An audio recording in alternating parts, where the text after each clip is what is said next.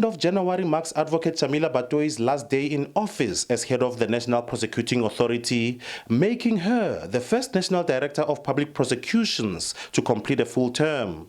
Batohi took office in February 2019, returning from the Netherlands amid renewed public hope that she would stabilize an institution deeply compromised by state capture, political interference, and declining prosecutorial integrity. Her tenure was largely defined by urgency to prosecute high-profile state capture cases. However, the slow pace and in some instances the failure to bring those cases to finality fueled frustration and eroded confidence in the NPA. Batohi has acknowledged shortcomings in how those matters were handled. One of the key priorities from day one in my office was to bring to court, enroll state capture, and hold people accountable for bringing our country to its knees, for stealing from the people of our country. So that was a very important aspect, a huge priority.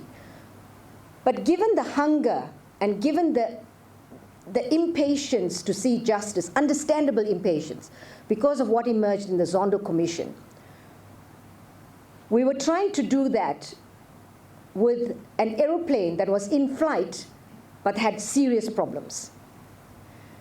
And what we should have done is landed the plane, understood exactly what the problems were, fixed it, and then properly tried to go on with the journey. Batohi also addressed what she termed the elephant in the room, her walk out during cross-examination at the Nkabinde inquiry.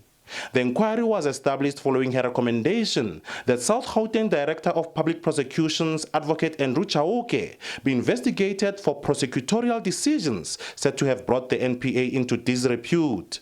I don't regret the decision. I think it's going to help move forward. But yes, with hindsight, to the extent that I may need to apologize to the people of this country for having acted in that way, please forgive me. But I really, at that point in time, I was in a very difficult situation. And yeah, I could have dealt with it differently.